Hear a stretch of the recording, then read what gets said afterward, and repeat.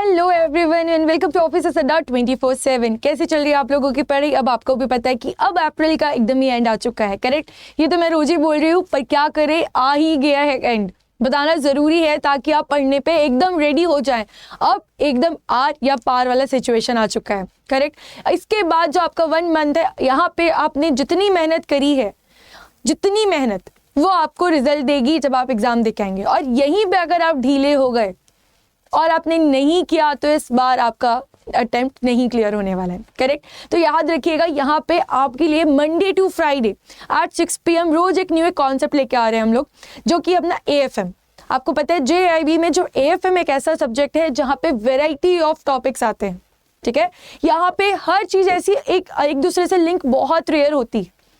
अगर आप non commerce student है तो यहाँ पे जो वर्ड्स आते हैं वो समझना ही दिक्कत हो जाता है। इवन जो कॉमर्स के स्टूडेंट है समटाइम्स वो भी समझने में दिक्कत करते हैं कि बोलना क्या चाहते हैं। तो वैसे ही अगर आप मॉड्यूल A देखेंगे, वहाँ पे जब हम बात करते हैं कैसे एक पॉलिसीज और गाइडेंस बनता है, ठीक है? कल जैसे हमने क्लास करी थी IFRS वर्सेस गैप को देखा था, कितने सारे डिफरेंसेस होते हैं। तो यहाँ पे आज उसी में हम जानेंगे कि जो IFRS है, जो इंडिया ने अडॉप्ट किया था, जिसको इंडियस कहा है, उसमें एक टॉपिक आता है। इवन इंडियस के पहले भी अकाउंटिंग स्टैंडर्ड में भी ये टॉपिक कवर होता है। हम दोनों चीज़ों को कवर करेंगे और वो है अबाउट इम्पेयरमेंट। आप जब कैलकुलेट करने जाते हैं, जब आप देखेंगे कि आपको जो फिक्स एसेट्स है, जो प्रॉपर्टी प्लांट एंड इक्विपमेंट है, जब हम उसे कैलकुलेट करने जाते हैं तो वहाँ पे जो रिवैल्यूएशन मॉडल है तो उसमें से एक माइनस तो आप कर लेते हैं अपना एक्यूमुलेटेड डिप्रिसिएशन। बट जब बात आती है इम्पेयरमेंट लॉस को भी देखना है, तो ये क्या होता है हमें तो ये पता ही नहीं। और अगर एग्जामिनर ने आपके इस पॉइंट पे उठ के आपसे क्वेश्चन पूछा तो आपको आना चाहिए कि क्या बोला गया है, करेक्ट? तो आई रिक्वेस्ट यू ऑल कि ये सेशन को आप लाइक कर दीजिएगा और आपके जो भी कलीग्स फ्रेंड्स हैं जो अपकमिंग एग्जाम्स देने वाले हैं, आप उनके साथ ज़रूर शेयर करिएगा। अगर यहाँ पे आपका ये जो बैकग्राउंड है, फाउंडेशन अच्छा रहेगा, तभी तो आप इसके बाद वाला जो अपना CIB का टारगेट होता है वो हम फर्स्ट शॉट में ही क्लियर कर पाएंगे। चलिए तो आते हैं, आज समझना शुरू करते हैं अबाउट इम्पेयरमेंट लॉसेस। सबसे पहले देखेंगे हम लोग अकाउंटिंग स्टैंडर्ड 28, करेक्ट? अब आप लोग को पता है कि एग्जाम में आप लोगों के लिए जो अकाउंटिंग स्टैंडर्ड है ये बहुत इंपॉर्टेंट होता है। आपको यहाँ जो नंबर दिया है, ये नंबर बस ऐसे रेंडमली नहीं दिया है। ये अकाउंटिंग स्टैंडर्ड के थ्रू आप पता लगा सकते हैं कि इसके अंदर क्या बताया गया अबाउट इम्पेयरमेंट लॉसेस, करेक्ट? तो एग्जामिनर आपसे टॉपिक क्या है और उसका ये अकाउंटिंग स्टैंडर्ड नंबर कौन सा है, इस पर डायरेक्ट क्वेश्चन पूछ सकता है। और अगर आप यहाँ फंस गए, आप यहाँ नहीं बता पाए, तो डायरेक्टली आपका 1.5 या 1 मार्क्स के लिए अगर आ रहा है, या फिर मैथ्स तो फॉलोइंग आ रहा है जो कि 1-2 मार्क्स से ज़्यादा का हो सकता है, तो ये पूरा का पूरा आता हुआ क्वेश्चन चला जाएगा। यहाँ पे क्या ट्रिक है? यहाँ पे तो कोई ट्रिक ही नहीं लिया उनने, यहाँ पे तो डायरेक्ट क्वेश्चन दिया था, करेक्ट? तो अकाउंटिंग स्टैंडर्ड हमें याद रखना बहुत इंपॉर्टेंट हो जाता है। चलिए तो बात करते हैं अबाउट अकाउंटिंग स्टैंडर्ड 28, जहाँ पे आज हम बात करेंगे इम्पेयरमेंट लॉसेस की। चलिए शुरू करते हैं। सबसे पहले देखना जो ऑब्जेक्टिव है ये एस का, ये प्रेस्क्राइब करते हैं the procedure apply to ensure that जो हमारा कैरिंग अमाउंट है, अगर वो ज़्यादा हो जाता है हमारे रिकवरेबल अमाउंट से, तो यहाँ पे जो डिफरेंस आ रहा है, जो हमारी बुक्स पिक वैल्यू दिख रही है और जो मार्केट में बेचने के बाद जो उससे रिकवरी की वैल्यू है, अगर इसमें डिफरेंस है, देखिए दिक्कत कब नहीं है कि हमारी बुक्स में वैल्यू मान लीजिए आपको दिख रही है 1000 की, ठीक है, और मार्केट में जाके उसकी वैल्यू हो रही है 1500, तो हाँ तो हमें प्रॉफिट है, करेक्ट? बट दिक्कत कहाँ आती है? ये तो सही है, इसमें कोई गड़बड़ी नहीं। दिक्कत तब आती है जब आपका रिकवरेबल अमाउंट मान लीजिए 2000 है और आपका जो मार्केट वैल्यू है वो हो चुका है 1500,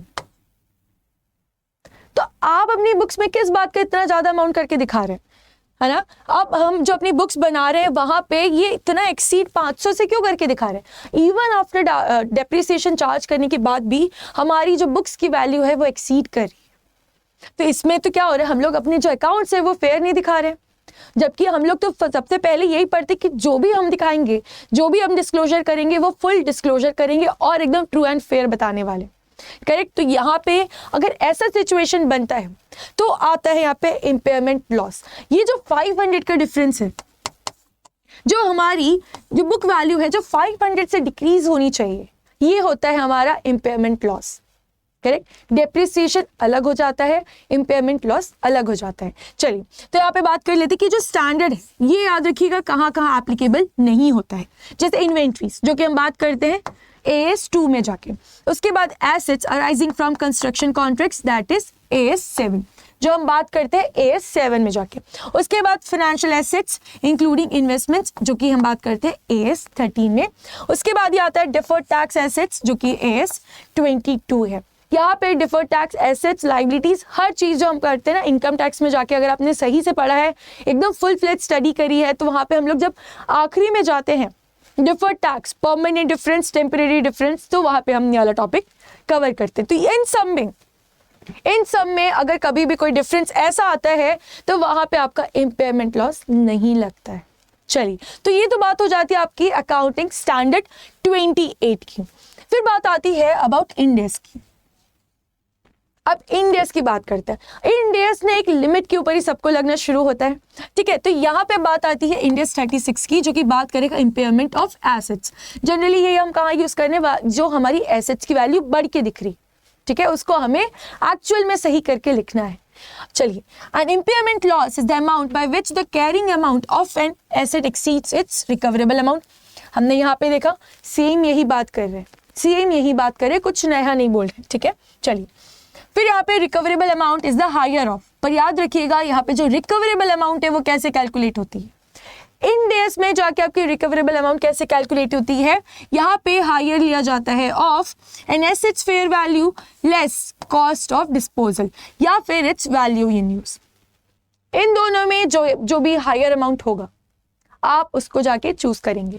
फिर आता है कि जो वैल्यू इन यूज है, अब ये कैसे कैलकुलेट होता है, अब ये वैल्यू इन यूज कैसे कैलकुलेट होता है ध्यान रखिएगा।